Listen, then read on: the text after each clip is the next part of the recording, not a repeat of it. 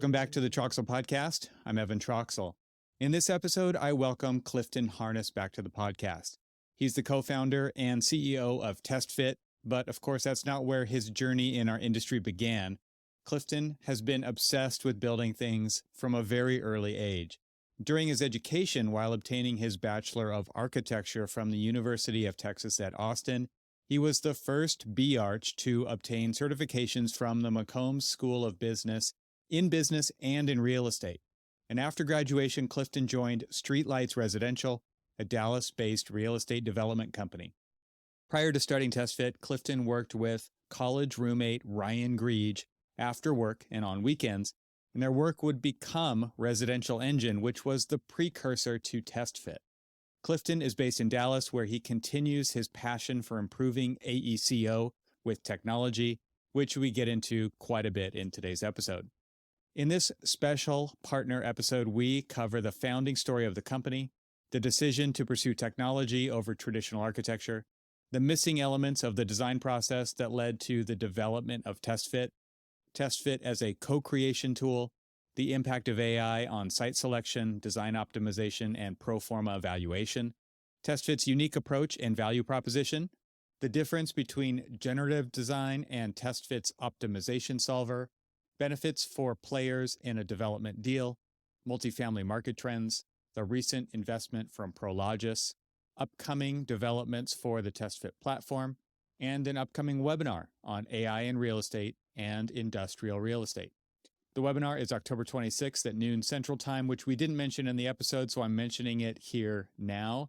Again, that's October 26th at noon Central Standard Time. There's a link in the show notes to register for the webinar. This was a great, wide-ranging conversation with Clifton, and I want to express my sincere thanks to TestFit for partnering with me to make this episode possible. So, without further ado, I bring you my conversation with Clifton Harness.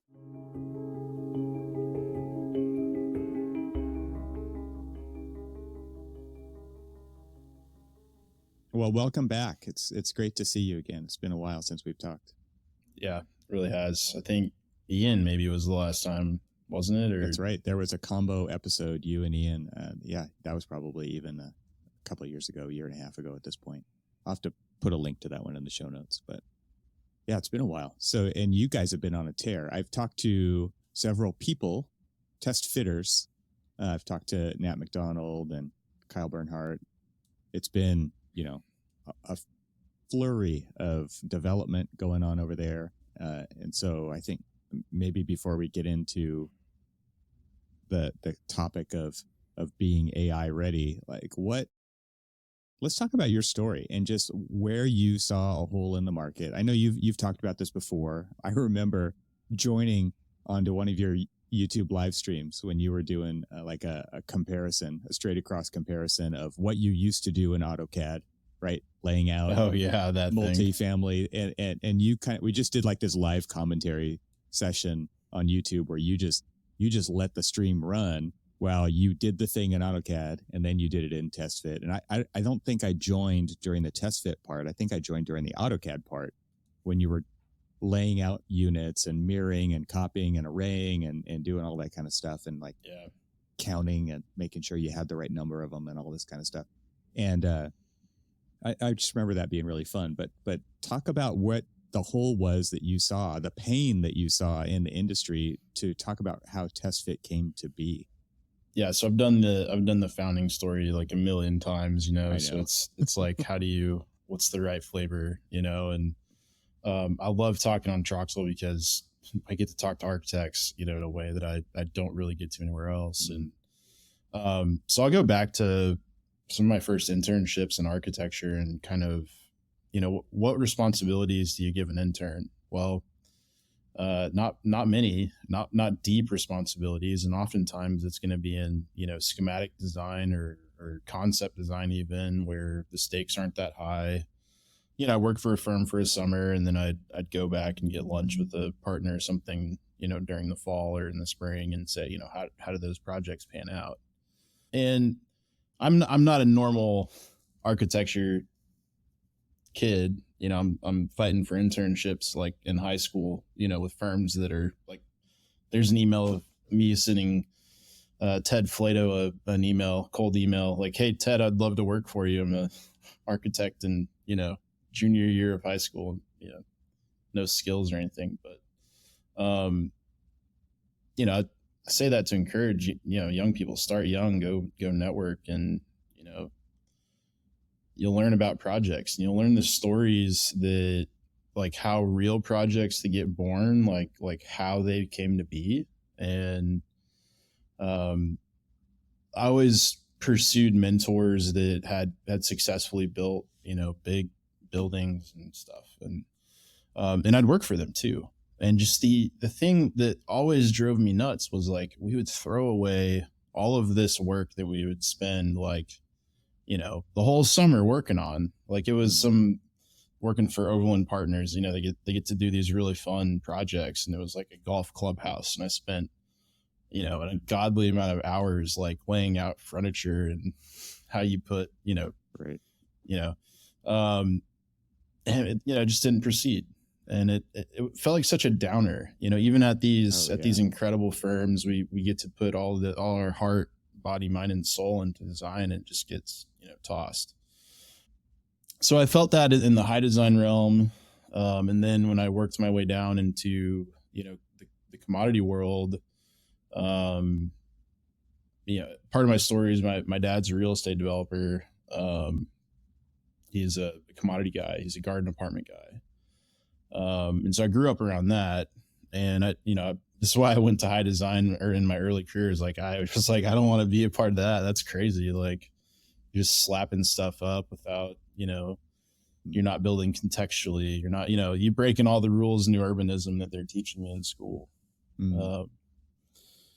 But you eventually get to a place where it crystallizes in your head, like, okay, there is waste happening, not just with architects, but like with developers and with the GCs and with the vendors and with the manufacturers. And, if you want to get the right curtain wall done for a big building, the faster you order that thing, the earlier you get it in the queue, the higher probability it's going to show up on site. Yeah. And so, yeah, you see the ability to reduce risk by making big decisions early and like staying committed to those decisions. Mm-hmm. And the best of them, the guys that are doing the $150 million, towers that I was fortunate enough to work for, they make decisions very quickly, and they have a very, very robust system for how they make decisions. And, this is all in an effort to reduce risk and eliminate waste. And they still spend, millions a year on A&E fees on projects that don't move forward. So yeah, that is the problem statement, man. Is SD doesn't really pay the bills, and if we're going to build an AI today, let's attack something that isn't very profitable in firms. Mm-hmm. So when you think back about this story, I mean, you're talking kind of about your personal story. Let's talk about the tech side of that story. So, I mean, a lot of interns are hired as CAD operators back in the day, or maybe BIM operators today, or maybe SketchUp, drivers today, or whatever it is, whatever the tool of choice is for that office. And depending on the phase of the project that they're working in, it could be all three of those, right? It could be one or the other. Talk about what you experienced in that, because I think this also just helps paint the picture of where TestFit was born, right? And then ultimately why you decided to pursue a technology path in AEC versus another role in a more traditional sense. All right, so it's two questions. I'm gonna answer the first question. You're gonna have to remind me of the second question. So the first question is really like, the tools that I was using and and how was I leveraging them, and then, maybe I'm going to infer the next bit, which is like, how did that influence what the TestFit app looks like today? Mm-hmm. And then there's also the technical aspect, was like, I'm not a coder, but how did we get here? Right. Yeah. Right. And then there's the other half of it, which is, I'm not going to remember the second half of the question. So let's start with, there we go. Start there. Let's start with the first bit. So I learned that the more that you could leverage lots of kinds of tools, the more effective your workflows could be, and the more powerful you could, get work done. So AutoCAD for me was always the most effective 2D drafting tool to get, roughly the size of the thing that I needed. Right. I'm not going to use any other tool to do that. But I'm not going to use AutoCAD to create 3D massing. So you'd export that and you go into SketchUp and you'd build out your massing tool. And then somewhere along the way, someone at Autodesk decided to put like a tabulation Lisp routine that kind of works, but doesn't really work with using, polylines. And so, you figure out this really archaic way of extracting all the data you need into an Excel table. And then you're doing the same thing in SketchUp. You're kind of checking what the AutoCAD math was for the SketchUp math. And so you have Excel. So really, my 3D modeling tool was SketchUp. My 2D modeling tool was AutoCAD. And then, my database was Excel. Mm-hmm. And when I was communicating some of these problems to Ryan Grieg, my co-founder, CTO, college roommate, groomsman, we're almost neighbors now, my buddy. He was like, this is great. Okay, you got all these components. He kind of distilled it down. You've got like a 2D thing, a 3D thing, and a data thing.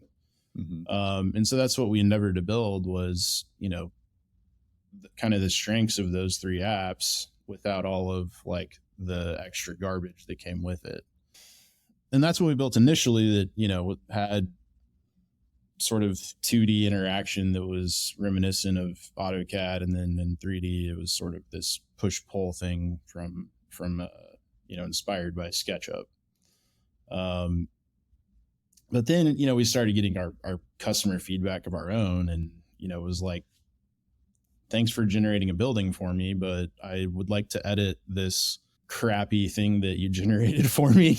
Like this thing is 80% of what I want. I just want to do, minor adjustments to this thing. So, then it was like, all right, what, we like the block grip, tool in AutoCAD. So we'll put some grips and, the sort of manual editing tool. And, now there's Illustrator and Figma. There's all these other tools out there that you can point to, like who have really great grips, so, yeah, we're not like trying to reinvent the development process. We're trying to take, who has the best grip out there, and we're going to try to do a grip, Yeah.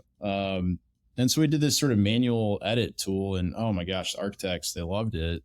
And when we finally got analytics in the app, 40%, I think, of generated models have edits done to them, so it's obviously got product market fit inside our ecosystem. So yeah, that's, the architecture component, that's like, thanks for generating this thing, but I really would like to manipulate, at a lower level and craft, what this thing is going to be. Yeah. And there was a second half of that question, Evan. I don't quite remember what it was. Well, I mean, before we get that, I think one of the things that you've talked about in the past, and I don't remember if it was on this show or if it was elsewhere, but I know you've brought it up a lot, is that the idea of TestFit being a co-creation tool, which is exactly what you're talking about right now with editability. And you've talked about technology's role. It's important that it stay a co-creation tool and not just do all of the things for, it's not just a push button solution, right? Yeah. I mean, that's the, in some of the worst possible cases, like some customers want a single click button, that does everything. And you kind of ask them why. And they tell you, well, I get really frustrated when the developer says this, and then I don't know about this, and the money comes in at the pricing, and I just want everything to, I just want to manage the design process or something. Yeah. And the way that I read that is like the design process is literally so overwhelming to be placed on the shoulders of one person, and that's the architect these days. Like the level of constraints that you have being poured onto you. It's, it's not just building code, it's not zoning code. There's other things that you have to consider on top of that are not objective. Like there's design, like the basic component to design is that you can't really, objectively describe the subjective of the building, Right. And so do I think that, using AI or co-creation or any sort of automation tools to assist in that process absolutely is valuable. But what is different, I think, from how TestFit's approaching AI is that, like, we're never just going to let the AI tell us what the building needs to be. Like, you can click a button, you can generate a building from a preset, but that's to get the user started. It's not to say this is, what TestFit has found to be the highest and best use. Like, an AI cannot do that. Humans are the only judge of what highest and best use really is. There's a component to architecture that you're talking about here, which is like, what is space like? And so we're not talking about the envelope. We're not talking about the program. We're not talking about the efficiency of the layout and, the circulation and the corridor ratios to this and that. But we're talking about spatial quality, and AI does not know spatial quality at all. Right. And that's where the experience and the wisdom of spending a long time in the profession of architecture and in school and, that progression that humans have through that timeline starts to pay off at some point. And some are better at it than others. Right. But that's the kind of thing that it's this abstraction. It's where the architecture often is the thing that is not a component of the design. It is the space. It is not the walls. It is not the floors. It is not the ceilings. It's not the roofs. It's not the structure. It's the thing in between all that. And it is interesting to me to hear people say, I want a push button solution. It's like, well, you're not going to get architecture necessarily out of a push button solution. No, it comes from that editing process. It comes from that wisdom and that knowledge of what it's actually like to progress through space and the emotion and the mood and solving those kind of, those wicked design problems that are not something that can be broken down into an algorithm. Yeah. Overland Partners, again, is this firm in San Antonio. They're so instrumental in kind of my thinking about design, because I started working there just so early in my life. And like, they have these values for buildings, and buildings should be strategic, systemic, sustainable, beautiful, meaningful, contextual, experiential. Like, buildings should be all of those things. They should be, right? Like, no one in the architecture profession would fight me when I say, like, buildings should be that, right? But the tools that we use to get there are, trace paper, really. Like, we are so good at specializing in typology and morphology specific buildings, but we don't build on the history of what those, what the designers before us have done with those buildings and why. And when I think about neural net AI, that has just totally exploded since the last time we talked, on this podcast, but, how is neural net AI going to actually start generating geometry in AEC? I don't know. Like, TestFit's procedural. We write with human intention every single algorithm that goes into this thing. Procedural, human controlled. And we can kind of guide our AIs to try to deliver the best possible building if we could. Right. But what I know about neural nets today is they train on existing material, right? They train on what is out in the world today. Yep. Okay. So if we train a neural net to design a building from what exists out in the world today, it's just going to be a thing that displays all of the compromises from all of the other buildings that were designed previously. So like, it's like if a building designed incest, man. Yeah. You just continually water it down, water it down, water it down. Yeah. Yeah. So that kind of, I'm not too, I'm not too worried about the architect losing their position in this world with AI coming. Cause it, like the strength of a designer is to bring clarity to a design problem with other humans in the room. And there was a guy posting on LinkedIn today about how terrible that it is that TestFit generates terrible looking buildings. And I'm like, okay, yeah, man, isn't it terrible that architects design and create terrible buildings every day too? Like, right. At least these are ones done virtually and 95% of them are thrown away. Like, like we're saving the architect that time so they can focus on the 5% they're going to proceed. Yeah. Back to your point. And so that's the role of AI today. I was just going to say, back to your point of attacking the problem where the most waste happens, right? Like that, you want to get to a spot where you can push it forward as fast as possible so that the chances go way up of it actually happening. Yeah, firm leadership today is mired in project feasibility, and they don't really have time to care about process and stuff downstream. They're trying to win work. Yeah. It's incredibly important to improve this part of the process. Like, actually, let me rephrase that. It's incredibly important to improve any part of the AEC design process if you can. Mm-hmm. There's so much like meat on that bone that, TestFit, for all intents and purposes, like we've basically automated the drawing of parking. Like that's our contribution, to some of these firms. And it's a huge business. We've raised a lot of money, like guys, like there's other low hanging fruit out there that, other startups can go attack. Yeah. Yeah. So my second question to you that I'm reminding you about now was about choosing the path of going technology versus more traditional path in architecture. And you've already spoken to some of those, I think, pieces, but what really solidified it for you that this was how you were going to move forward in the AEC industry was actually developing software, raising money, building a team, selling it to people versus, becoming an architect of buildings? Yeah.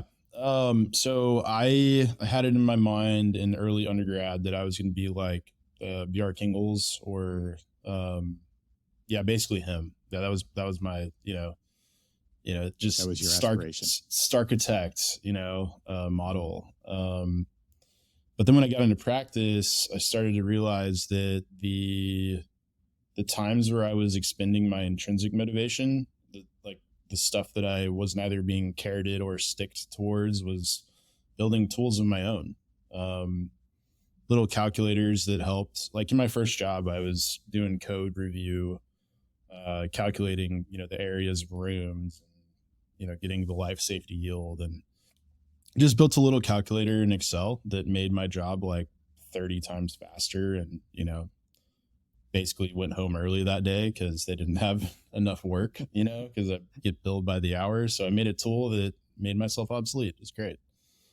Yeah. So moving into like actual practice, I was working in development. I was writing Lisp routines to generate unit layouts based off of like bounding box. I was only allowed to have AutoCAD. So everybody's like, hey, why do you like, I was like, well, they didn't want me to use Revit. So I was a 2D workflow. Dynamic blocks is like this parametric system in AutoCAD that's rather powerful if you're into 2D modeling and you don't need to use BIM. So I was always really excited about the tools and making tools. And, I had kind of an 80-20 rule that I could spend, 20% of the time automating. And, if I had spent all of Monday automating, then by Tuesday I had to start actually working on the project because it was due Friday. And so you eventually get to a place where your tools are so powerful that you're done with like all of your work by Tuesday. And I got there at Streetlights. I mean, it took a while, but every tool in the book I was using, every Lisp routine I could update. 7,000 blocks with a list routine overnight. When I left, I think the guy I worked for was like, yeah, we had to hire 4 or 5 people to come in and figure out what you did. I was like, yeah, I told you. I was like, I warned you. Yeah. So the reason to go to software is like, my passion was the tools. My passion wasn't to create, the architecture. Like, I think eventually I might find architecture to be my passion again, as a person that is, understands that it takes probably 30 years to really be a competent architect. Like, this is my first, 10 years is trying to automate parking. It's a great contribution to the industry. It is. And so let's just take let's pause here and talk about, because believe it or not, there are people who are listening to this episode right now. And I'm also talking to certain audience members who have never heard of TestFit before. I mean, so most people are going, everybody's heard of TestFit, but I'm here to tell you they haven't. So tell us exactly what TestFit, like at the current snapshot, is, because I'm not even sure everybody knows what TestFit currently does. We all have kind of an idea of maybe what it's like. You've talked about parking, but it's doing a lot of things now. So maybe you can just kind of break down at a high level overview of what the tool is doing. Yeah. So I'll do the practical impact statement, and then I'll go into the sort of theory pitch maybe. So we are a real estate feasibility tool for multifamily and industrial buildings, mostly in the United States or IBC compliant markets. Our software generates site plans for those building types, for those morphologies. Industrials, got 15 different subtypes of buildings that like warehouses are actually fairly robust in the kinds of things that they do. And then in multifamily, we can generate, probably from, I'd say probably 4 units to the acre is probably the lowest sort of density, up to 500 units to the acre towers. And we might be the first to get to sort of product market fit in housing in the United States, meaning that we've got enough AI that we can do all the different segments of density and multifamily that housing firms can get a lot of use out of it at every scale. Theory sort of pitch. Our vision is that we'd like to reinvent the real estate development process for the betterment of our future communities. We think that land isn't particularly valued as highly as it should be, and I think through years of effort, and sort of improving the AI behind highest and best use, we'll be able to give humans a better idea about what they can do with land earlier and with more clarity. So is that the driving force behind why you want to reinvent this part of the real estate market? I mean, because to me, it seems like architecture, like a lot of AEC, it hasn't really truly been disrupted. I think now with AI, people are actually questioning, because there's fear that we're going to be disrupted in a major way. And so, I mean, does that make sense to you? I mean, you want to bring disruption to AEC, change the OAC contract, that there's so little margin in AEC that software vendors aren't going to try to go attack, how you're making profit. The real play here is to get the capital, to get the debt and equity excited about BIM, excited about, the process part of AEC and how we can reduce risk through technology, how we can actually start to string together supply chains and more, prefabrication and lower carbon. Like, if anything, what TestFit can do is to try to bring a window to all of our problems in AEC to other stakeholders. And that's how we've been able to monetize, by working with real estate and working with their architects to find a common ground where they both get a win. I would be worried, like, if I'm an architect in today's world, like I would be worried about AI, but I also would be worried about AI if I was in any other industry. Mm-hmm. TestFit's got a lot of funding, but I'm worried about AI too. Like there's people that are getting funding for ways to generate buildings that aren't the way that we are particularly effective at. So, right. So that's interesting to see, what's happening with AI, even in the startup space. I don't think there's going to be a large language model for buildings, honestly. Like, how many petabytes of images were used to train Midjourney compared to how many petabytes are currently in the Procore Construction Cloud?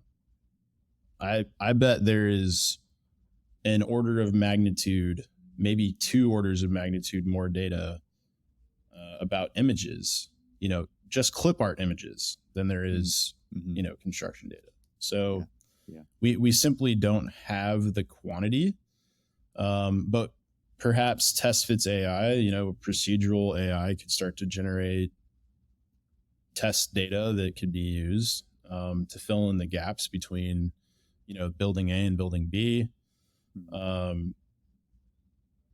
But it's a big, hairy upward battle to even get an AI. Like I've spent 6 years on high density, and we're still finding out ways to make the building more efficient, more compact, and squeeze out gross area. And and it's taken hundreds of customers and thousands of feedback calls. And do I think that AI can pose a threat to that easily? Absolutely not. I was going to ask you about that thing that you just talked about, which was, you're looking for more efficiencies. You're looking for ways to squeeze things down. And my question was going to be how, and then you started to answer that right now with talking with customers, getting their feedback. And so talk about that a little bit, just because it's not like you just come with the answer. Like TestFit is not just the answer and it stays the answer and it's never going to change. You're constantly updating and manipulating the model so that it's addressing the feedback that you're getting. So maybe you could talk a little bit about how that's working. Yeah. So, I mean, every new line of code that we add changes the app ever so slightly. So if you think 2017 TestFit was it basically only thought that Texas was the only place that you could make buildings, like that was what we had, was a thing that made donuts. Right. And so you add capability. Okay. We got a customer in New Jersey. You know how many podiums they build in New Jersey? Almost everything is a podium in New Jersey. So, we learn about, water retention problems and, needing space for pumps. And, there's, customers in the Midwest, like still they have snow load problems and how they want to heat their garages. Like, TestFit still doesn't fully address part of that problem for them yet. So it's, we're fortunate to be in the US, because in the US you have 50 states that all have these subcultures of sub problems. And, we're fortunate to have, I think, customers in 46 states now. Nice. Across every, all architecture, all development. We got everybody, big, small, medium, and their feedback is pouring into this, one AI that does multifamily. Yeah. Yeah. So that's, the feedback is customers, man. Like, yeah. Like we didn't know that much, in 2017, right.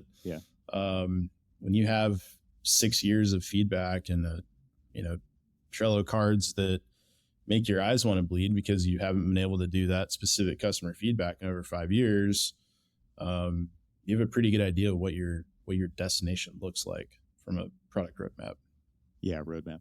So I remember when we chatted at AU and you were talking to architects, and now I think you've seriously pivoted to real estate, not just design, right? From an architect's kind of, So talk about adoption, because for TestFit, you just said you're in 46 states, you're in a lot of firms, you're in a lot of development offices, I assume. But big picture, would you say that the adoption curve is doing well, or is there just a huge opportunity there still? Because I'm wondering if they're seeing tech serving them well at this point or not. And I would assume not, because that's kind of what you're aiming for. Yeah. So okay. It's kind of funny because last time we were talking, you had a stable job and I was the startup guy. So now we're totally flipped, I think. Right.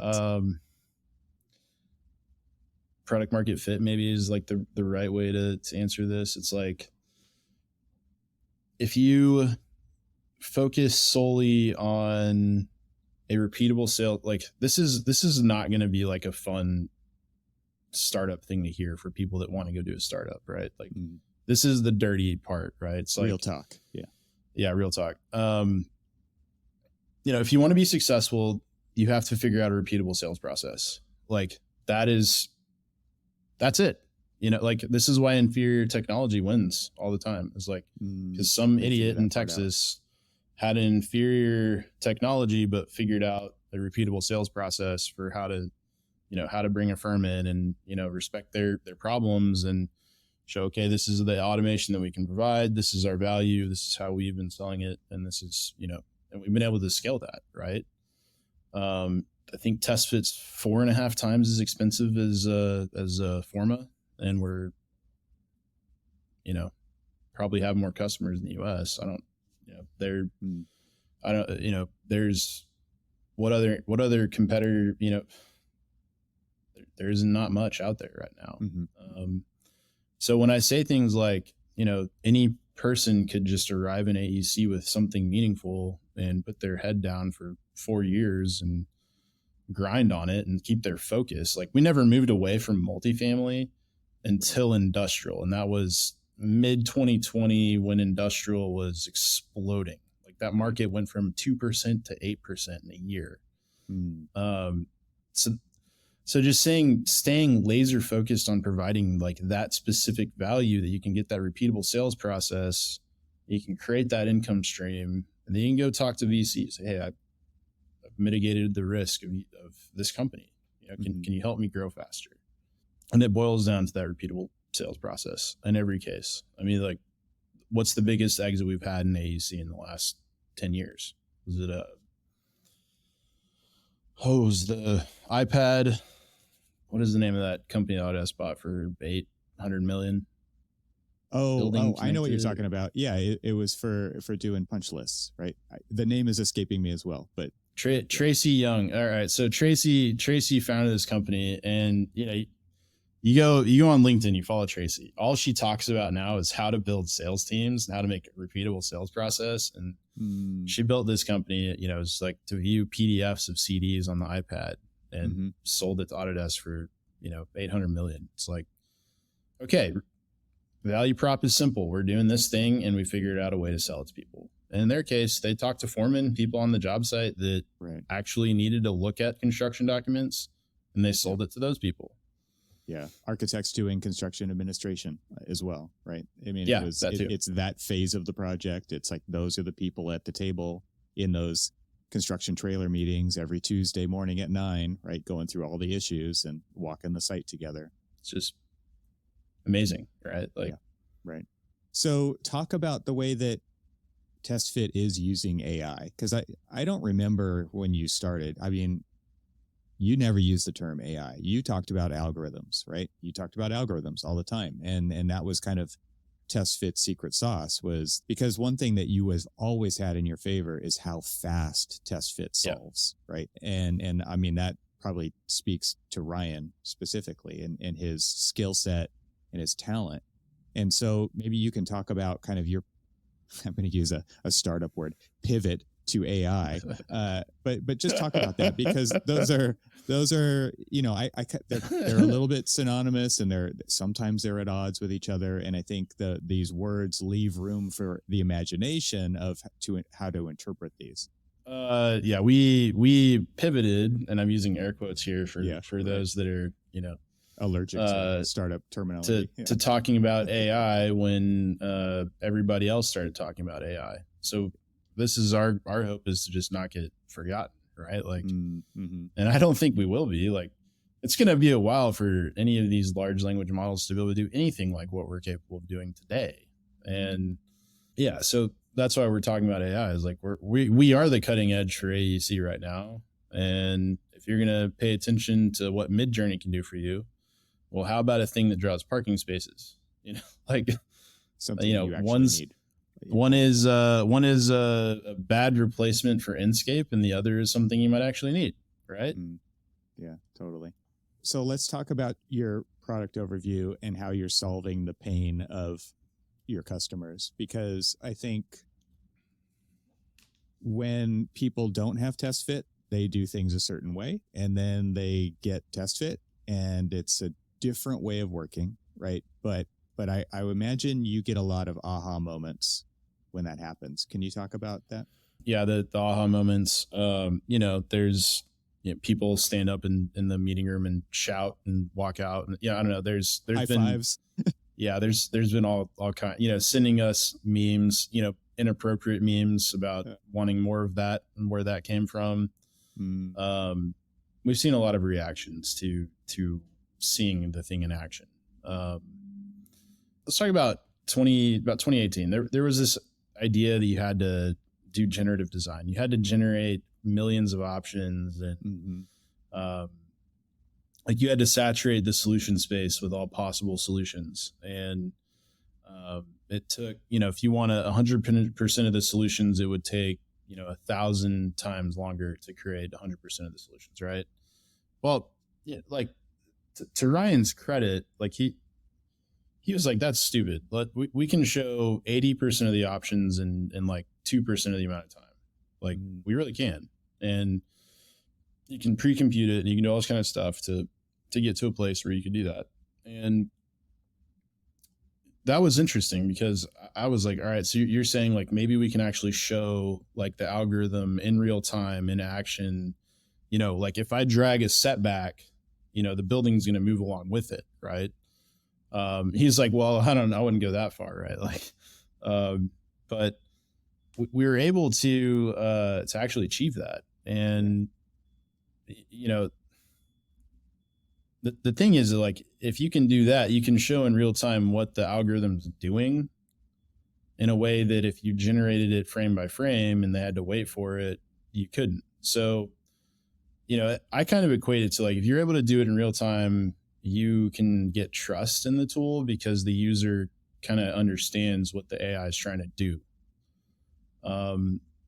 And so that leads to, I think the title of our first podcast was like BIM as a T-Rex. It's like in this case, like TestFit's kind of a T-Rex. You got to like climb on it. You get a couple of parameters that you can flip around, and that thing's going to, ram its head as hard as it can into the problem and see if it can crack it. Right. But you still might have to flex a little bit of the parameters yourself to get to that right product market fit. Product market fit from a real estate development standpoint. Like, yeah, right. Does a tower make sense here compared to, podium deal or whatever? So yeah, writing the algorithm, instead of writing the T-Rex, you got to like figure out what's the most effective way to get as far as you can. That aspect of real time, it's come up here with, people from Enscape who have been on the podcast with you guys, where the element of real time has introduced a way to help make decisions along the way. And it encourages by encouraging the user to play with it, I think, at that point. Because it's like, ooh, it's stretchy. What does that mean? And you're immediately seeing the results. It's not like you stretch it and then walk away and wait like we used to do when we hit the render button, right? Which was, okay, now we're going to wait hours for the rendering to occur. Now it's real time, and we can actually make decisions using that, what used to be a final output tool, as a decision-making design tool along the way. And I think that is a paradigm shift. And so when you're going into, a real estate development company, or you're going into an architecture firm, is that one of the big aha moments? Are people getting that right away? Yeah. I mean, it doesn't take the development guys more than 30 seconds to understand that they can get design information out of a polygon in 10 seconds versus 2 weeks. Like that's the latency issue for them, is like they want to test really crappy sites that they're not going to send to their architects. Because they're really low, low probability of success, but they still want to test it because it's part of their risk reduction strategy. Right. The architecture side, it takes a little bit longer because they want to understand that we've taken time to care about the nuts and bolts of what goes into a multifamily building. And in some cases, we really have done a good job of doing that. High density, for example, it's, the gold standard solver. Like every other solver out there should compare itself to TestFit high density and say, are we doing what this thing does? And even at TestFit, I do that. I'm like, Garden is not as good as that one yet. Like where's the disparity, or why is there a discrepancy? And there's good reasons, like we have 6 years of development on one and the other one we have 3, there's just it takes a while to get these things to be absolutely incredible. But, it's just like with any masterpiece or work of art, like you're not going to build it overnight, it takes a while. The decade-long overnight success, right? Yeah. Yeah, exactly. Yeah. It is interesting to think about the real-time aspect of it and the decision-making part of it. And I think one thing that I don't think you've brought it up here, maybe I spaced out for a minute, but like how you marry the pro forma side of things to the visual side of things is a key piece of helping people make decisions, because it's not just what it looks like. It's not just how it environmentally sits on the site. Like you talked about, you bring in a site, it makes a site plan. You can bring in the context of whatever area you're building in and see it in real time, but you're also marrying that to the data output side. I mean, just to kind of round out the product offering here, can you talk a little bit about that and how that enables people to make decisions? Yeah. So if you think about a building, my mental model is it's like a 3-person tug of war. There's architect on one end that's going to advocate for high, better design. It's got to be a good building. Oftentimes that means it's going to be more expensive, right? So they're going to pull in the direction of, expense. GC, there's another component to the architect in a moment, and I'll talk about that. The GC is going to just talk about the hard cost. It's going to cost you this much. And then the developer is going to talk about the cost, but he's also going to talk about what kind of net income it can bring. And when you work in some of like the best architectural teams, they'll figure out how to equate like an incredible amenity space to, positive on the rent dollars or something. They're putting it in terms that a developer can understand. So, in some cases you'll have an architect that's really talking about how this thing's going to make, money and make the deal work and stuff.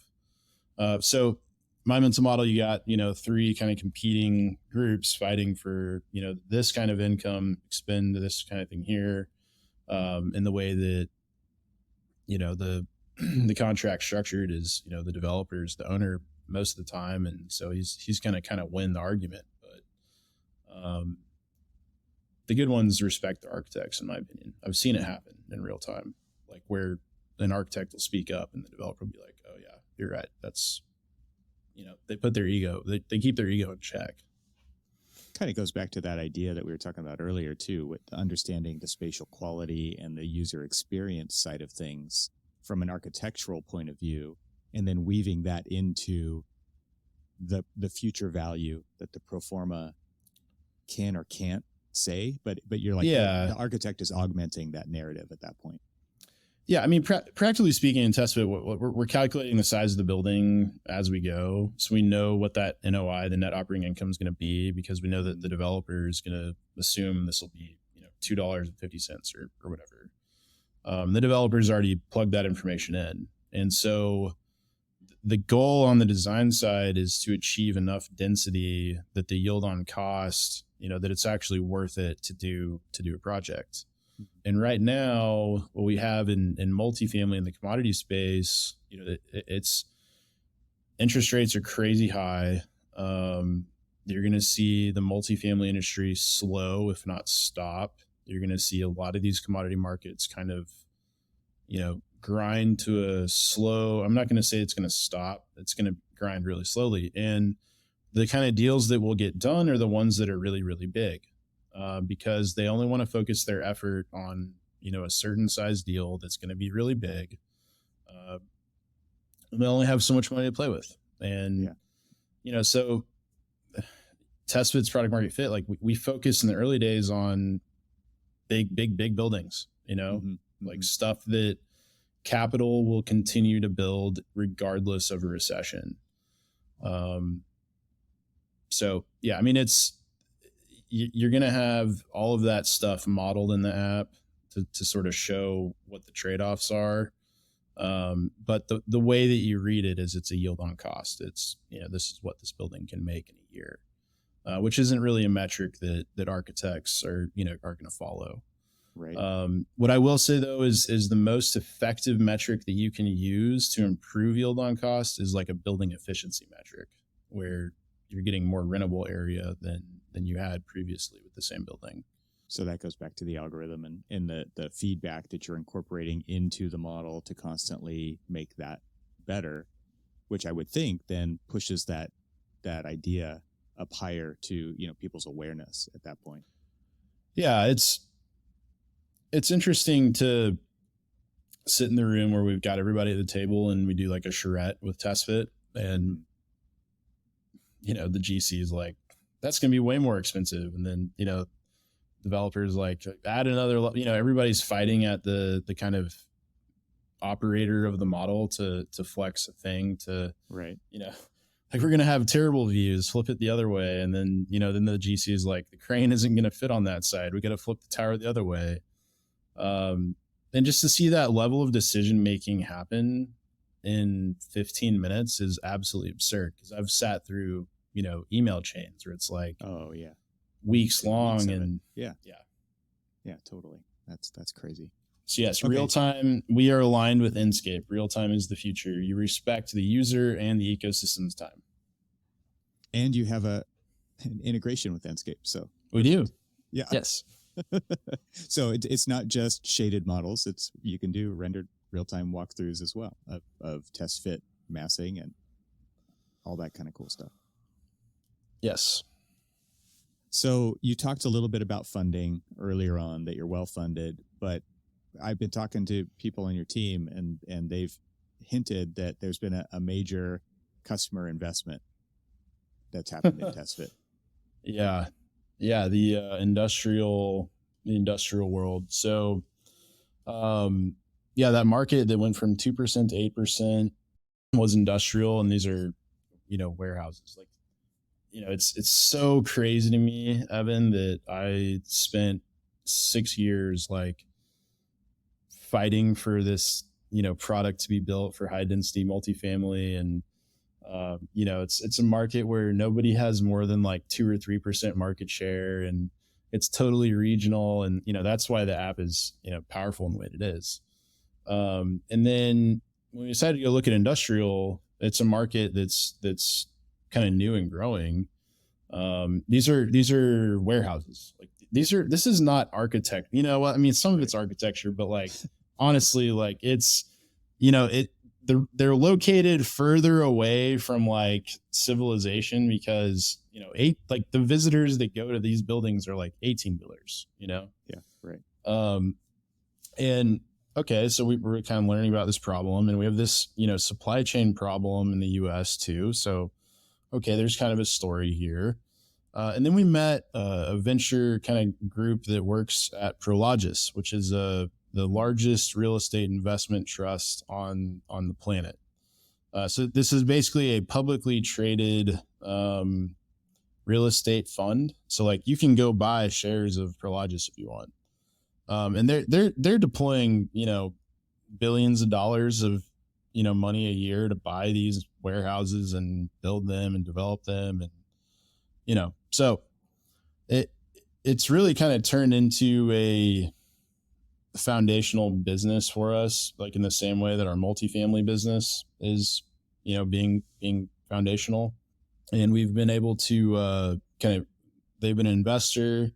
They're now a customer. And I think their use of the app is absolutely kind of absurd. They've hired, they've got the design team in house, design manager, and all this stuff. It's actually kind of incredible when you look at it. You're like, yeah, I wish we had that in, multifamily, but it's been a real class in like, here's how a publicly traded company functions. And it's been a challenge for us to rise to the occasion. I think we've done quite well. And what you'll see this fall is, I'm sure we're going to talk about it more publicly, but a fair amount of tools that we've built specifically for our enterprise customer Prologis, we are going to release to everybody. Wow. Cool. And so, I think we have a webinar in October or something. Yes, you have a webinar titled "It's Time to Get AI Ready in Real Estate Development." So we can make the call to action for this episode about seeing that. So maybe you can talk a little bit about it. Yes. So we're gonna talk a little bit more openly, talk a little bit about roadmap. We don't really like to talk about roadmap, so it's going to be a rare opportunity to kind of peek behind some of the curtain at least.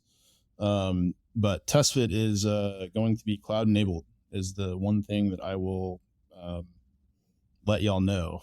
Nice. And what does that mean? I mean, what are you willing to say now that might mean to somebody? Because, well, when Kyle was on the episode, we talked and teased a little bit about Rex at that point, and you guys have talked about at that point and since then pieces of TestFit working on the cloud, like the collaboration parts that make sense, especially if people are kind of tying into a model remotely and somebody wants to fiddle with the numbers while somebody else is fiddling with the model and all of those kinds of things. So what does this mean in terms of changes in how TestFit works?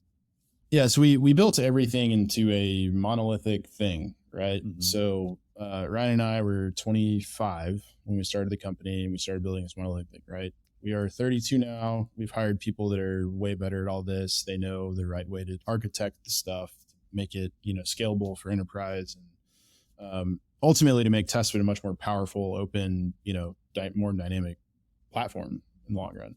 Mm-hmm. So what we're doing now is we're kind of unpackaging components of the app that don't really belong in the configurator. And those will be, a component on the web. And one example of that is like pro forma integrations. So, we have an architect running TestFit, and he also has parameters that you can flip to for pro forma. And like, we're just going to create a web page for a developer to access that deal. So you can add his assumptions in real time while they're working on a deal together. So stuff like that, where the sort of real estate execution model that, talks about how we collaborate, as architect, developer, and GC in these early phases, will start to come to fruition. Nice. So at this webinar for getting AI ready in real estate, who's the target audience for this webinar? Architects, real estate development, and GCs for sure. Cool. Yep. All right. So we'll have a link to that. I'm sure you'll have a landing page on your website where people can sign up for that. And they can follow you, Clifton, on LinkedIn. They can go to testfit.io. We'll have links to all of that in the show notes. Is there anything else that you want to mention during this Troxel therapy session that you've just attended? Not really. I mean, look, I think that I've been incredibly blessed to be in this industry for this long and been building TestFit for this long, right? And I just I want to encourage people, you can do this too. We need more startups in AEC. We need more opportunities for VCs to invest. We need, more spin outs from firms that have really cool technology that could be democratized elsewhere. It's not feasible for, TestFit and Hypar to fight for all of the innovation. We need a lot more. And I'm not discounting the literally hundreds of other AEC startups out there. I'm just saying we need more. We need a horde. we need like a blue wave of startups or something, to use a political term. I was thinking like Lord of the Rings when you said horde. Like I just see this massive crowd simulation, like charging the hills. Yes. Yeah. So if every BIM manager rage quitted and got together and made like the ultimate, here's how we do it, that kind of thing, I'd be all about that. That would be the kind of insurrection that would get the blood pumping in the firm leadership, That's a good call to action right there, man. I love it. Well, Clifton, this has been a fun conversation, and I'm so excited about all of the development that I've seen watching from the sidelines over the last few years since we first talked at AU 2018, over a cup of coffee. And just to watch your guys' success, obviously, I'm rooting for you. I'm a big time supporter, and I'm excited about where things are going. So thanks for taking the time to hang out and chat today. Yeah, thanks, Evan. I've been really encouraged by our relationship. Thanks, man. Until next time. Till next time.